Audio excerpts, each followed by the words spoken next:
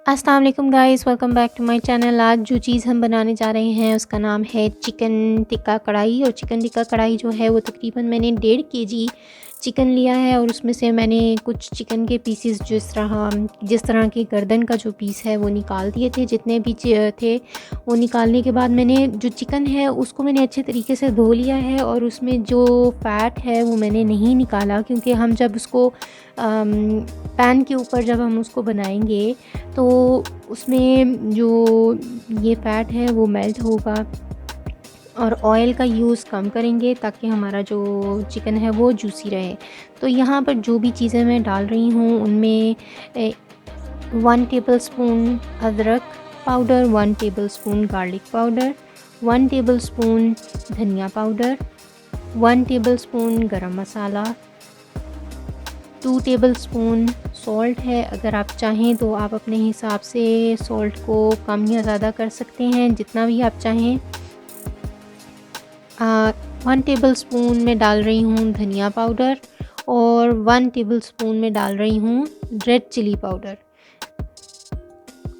Half tablespoon मैंने paprika powder डाला है और मैं इसमें थोड़ा सा विनेगर डालूँगी और मैं इसमें तकरीबन 1 टेबलस्पून विनेगर डालूँगी और 2 नींबू जो है वो इसमें मैं स्क्वीज़ करूँगी। अगर आप चाहें तो आप दोनों में से किसी एक का इस्तेमाल कर सकते हैं, लेकिन आप मेक श्योर कि आप दोनों में से किसी भी एक चीज़ का इस्तेमाल ज़रूर करें। अगेन ये सिट्रिक जो भी हम इसमें डाल रहे हैं उसका मकसद ये है कि जो चिकन है वो जूसी रहे। अक्सर आपने देखा होगा कि कुछ लोग जो हैं वो चिकन को थोड़ी देर के लिए सिरके वाले पानी में डाल के रखते हैं। वो यही बात होती है कि उनका मकसद होता है कि चिकन जो है वो जूसी रहे। तो इसमें मैंने तकरीबन बड़े वाले जो 2 टेबलस्पून हैं वो मैंने दही के डाले हैं अच्छे तरीके से फेंट के, और ऑयल जो है वो 1 चम्मच डाला है और उसको मैं अच्छे तरीके से मिक्स करूँगी। अब आप चाहें तो ओवरनाइट भी मिक्स कर सकते हैं, ओवरनाइट भी आप इसको फ्रिज में रख सकते हैं और 30 टू 1 आवर के लिए आप इसको मिक्स करने के बाद फ्रिज में रख सकते हैं। तो यहाँ पर मैं इसे अच्छे तरीके से मिक्स करूँगी और मिक्स करने के बाद मैं पैन लूँगी और उसे अच्छे तरीके से गर्म करूँगी। तो यहाँ पर मैं आपको ये बता दूँ कि बहुत सारे लोग हैं जो इसको ग्रिल करते हैं। अगर आप ग्रिल करना चाह रहे हैं तो आप ग्रिल भी कर सकते हैं, और मैं इसको पैन में बनाऊँगी क्योंकि मेरे पास टाइम बहुत थोड़ा था और मुझे कोल भी गर्म करने पड़ते और फिर सारा कुछ करना पड़ता। तो इसलिए मैं अब इसमें ऑयल जो है वो लिया है और ऑयल लेके मैं पैन के ऊपर अच्छे तरीके से गर्म करूँगी। आप देख सकते हो कि जो ऑयल है वो इतना गर्म हो गया है कि इसमें से हल्का हल्का धुआं आ रहा है। तो अब मैं जो चिकन है उसको 1 बाय 1 करके सारा रखूँगी और मैं तकरीबन 3 मिनट से 4 मिनट ईच साइड, यानी कि 4 मिनट जब पक जाएगा तो मैं इसको हल्की आंच पे 4 मिनट के बाद मैं इसकी जो साइड है वो पलटूँगी। साइड इसकी पलटने के बाद मैं उसको तकरीबन 3 मिनट के लिए मैं इसको और पकाऊँगी। अब हमने इसको ज़्यादा नहीं पकाना है, इसलिए ज़्यादा नहीं पकाना क्योंकि जब हम इसे हंडिया के अंदर बनाएंगे तो ये चिकन टूट जाएगा। तो आपने इस बात का ख़्याल रखना है। तो यहाँ पर अब मैंने इसको रख दिया है। रखने के बाद मैं इसे अच्छे तरीके से इसको मैंने ढक दिया है ताकि इसमें से कोई भाप ना निकले, स्टीम पर ये बने। तो आप कोशिश कीजिएगा कि जो आपका जो चिकन है वो 1200 साफ़ करने के बाद तकरीबन 1200 ग्राम के ऊपर हो। जब हम रेस्टोरेंट में भी काम करते हैं तो जब हमारे पास चिकन की डिलीवरी होती है तो हम ये चेक करते हैं कि 1200 से कम या ज़्यादा चिकन ना हो, चिकन का वेट ना हो। अगर ज़्यादा है इसका मतलब है कि चिकन ज़रूरत से ज़्यादा बड़ा है, और अगर थोड़ा है तो फिर आप इसका मतलब ये है कि आपका चिकन खाने के दौरान टूटेगा। तो और दूसरी बात ये कि चिकन जो है उसकी मैंने छोटी बोटियाँ करवाई हुई हैं। जो बिरयानी है उसकी जो हम बोटी करते हैं वो 12 होती हैं और जो कढ़ाई होती है उसकी भी 12 होती हैं। फिर 14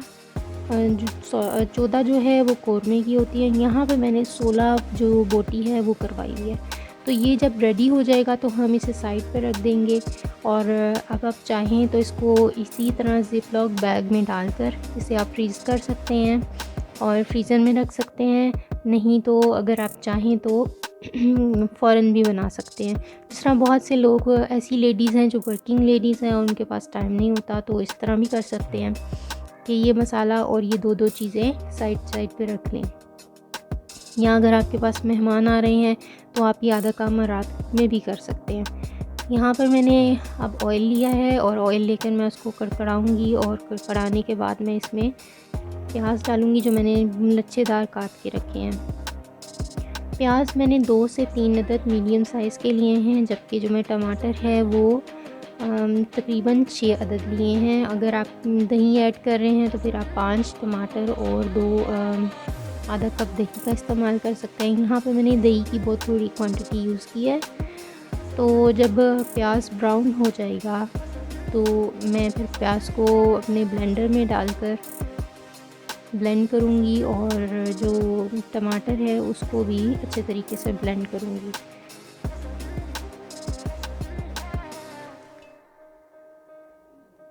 जो टिक्का है वो मैंने टिक्के को जब टिक्के का मैंने मैरिनेशन कर रही थी उस वक़्त मैंने उसके अंदर डाला था अम, अदरक और लहसुन पाउडर। अगर आप चाहें तो अदरक और लहसुन पाउडर जो है उसकी बजाय आप पेस्ट भी डाल सकते हैं।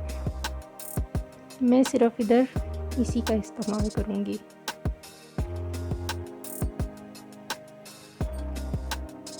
जब प्याज ब्राउन हो जाएगा तो मैं दोनों चीज़ें ब्लेंड कर दूँगी और ब्लेंड करने के बाद अगर आप चाहें तो इसमें अदरक और लहसुन डाल सकते हैं ब्लेंडर के अंदर और ग्रीन चिली डाल सकते हैं 2 से 3 अदद।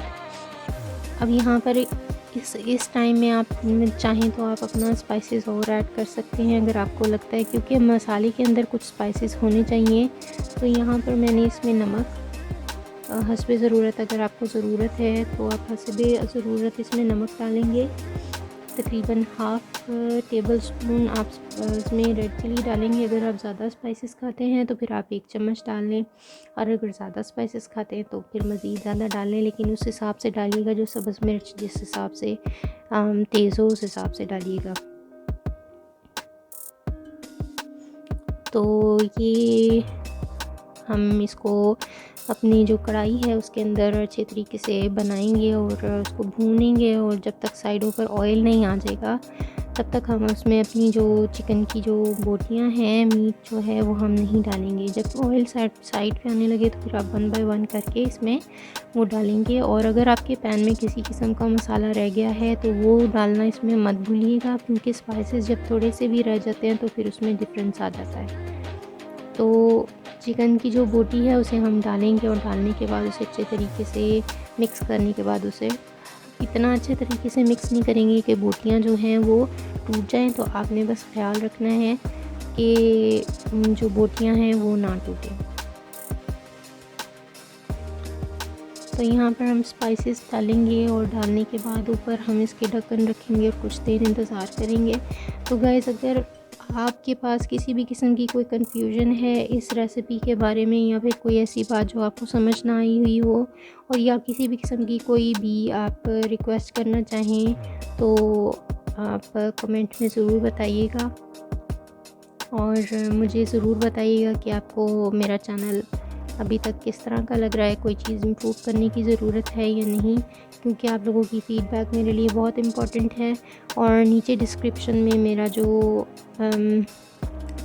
सोशल मीडिया है उसका लिंक भी है, अगर आप चाहें तो वहाँ पर मुझे ये खाना बनाएं और बनाकर उधर टैग कर सकते हैं। तो सब्सक्राइब करना ना भूलिएगा और लाइक करना भी मत भूलिएगा। फिर मिलेंगे। अल्लाह हाफ़िज़।